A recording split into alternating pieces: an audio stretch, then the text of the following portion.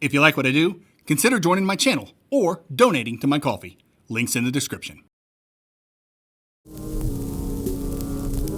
People love Metroidvanias for all kinds of reasons. Maybe you're in it for the challenging combat. Maybe you're addicted to its rewarding exploration. Maybe you're enthralled by its eerie story. Whatever the case, there are many reasons why we love the games in our niche little genre. Today, I want to celebrate a major attribute of MVs that doesn't always get the love and attention it deserves: platforming. A staple for the genre, platforming is more than just how players get a character from point A to point B. It's about how fun it is to get there. Jumping, climbing, leapfrogging, pogoing, teleporting, whatever. As long as the abilities are fun to use and the level design facilitates for maximum fun, I don't really care how we get there as long as I had a good time. Hey, this is the Metroidvania Guru, and this is the top 10 Metroidvania platformers. Number 10.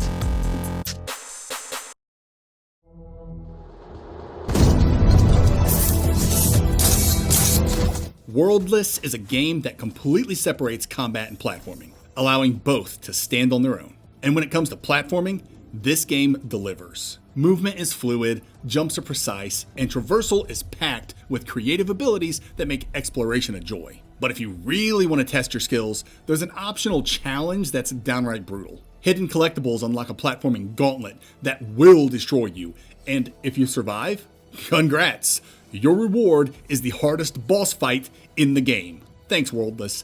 Nothing like rewarding my suffering with more suffering. Number 9.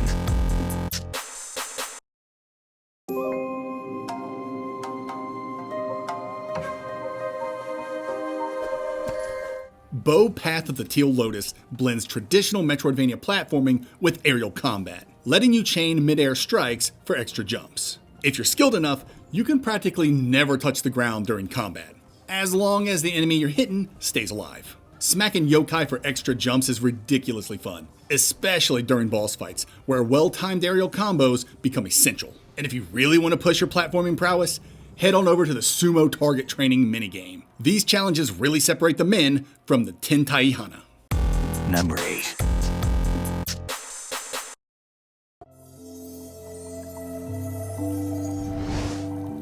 Shippo ditches combat entirely to focus on pure platforming, and that decision pays off. Instead of fighting, you shapeshift into different creatures, each with unique movement abilities. Flying, burrowing, grapple hooking with your tongue. You know, the MV staples. And your little sheep dude? He's fast as f***, boy. Perfect for speedrunners. The momentum-based movement lets skilled players pull off insane tricks, making every run through the game feel like a highlight reel. If you love precision platforming and fast traversal, Shippo's got you covered, because he's fast as f***. Number 7.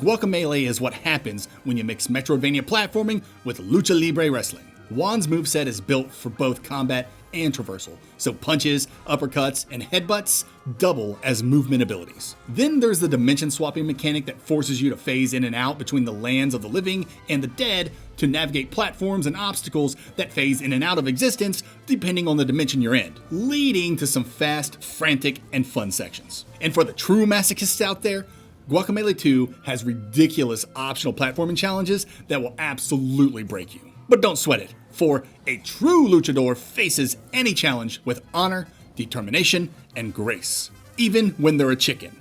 Especially when they're a chicken. Number 6.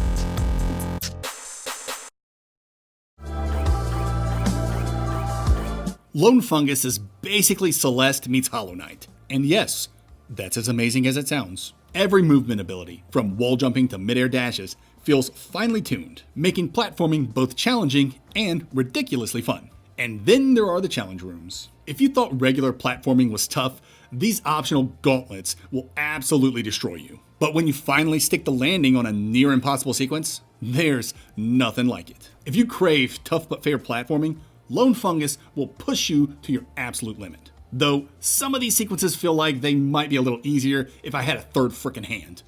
Number 5.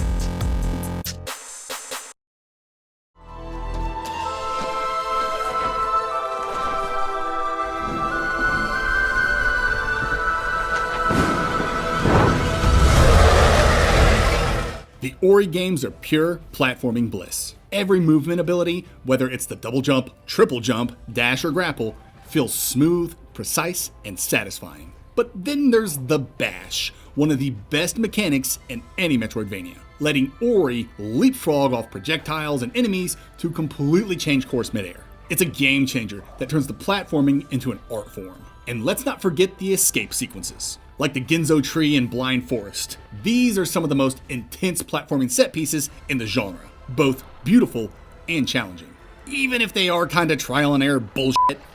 Number 4.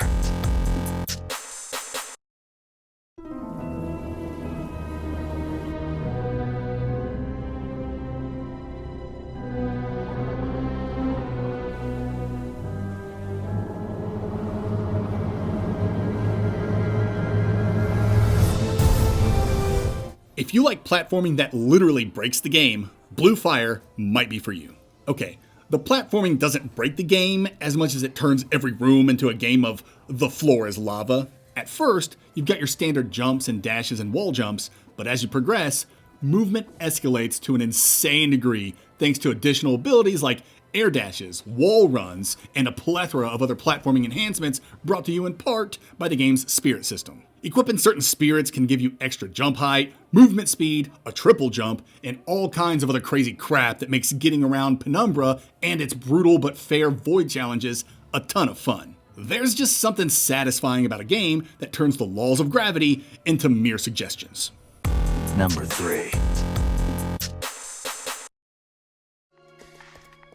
Inspired by retro 3D platformers from the late 90s, Pseudo Regalia is a relatively short experience that emphasizes exploration, movement, and non-linear progression. The game's all about freedom and just throws you into its dreamlike world and says, figure it out. And once you do figure things out, oh, a baby, is it a blast. The platforming here is incredibly fluid. You've got slides, wall kicks, dive kicks, and a double jump, all of which chain together seamlessly. And with a little ingenuity and tenacity, you can sequence break the hell out of this game, finding unintended shortcuts that make you feel like a speedrunning god. If you love 3D movement-based platforming that rewards creativity and skill, Pseudo Regalia is an absolute must-play and might be the closest thing we get to a Super Mario Metroidvania.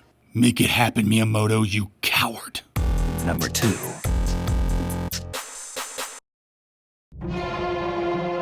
In the beginning, only chaos existed.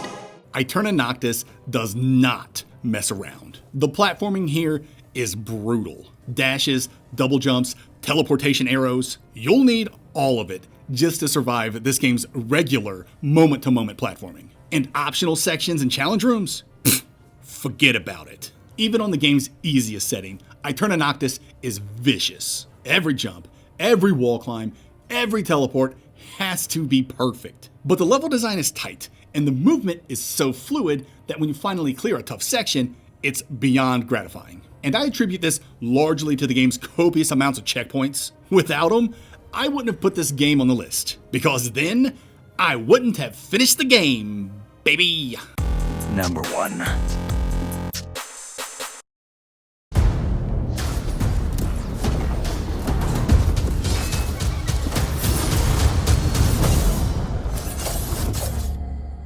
Prince of Persia: The Lost Crown nails platforming like few other games. Sargon's movement not only feels great, but it also comes with a strong grounding in reality. I feel like a majority of the parkour shenanigans Sargon does could actually be done IRL. I mean, if you were fit and knew what you were doing.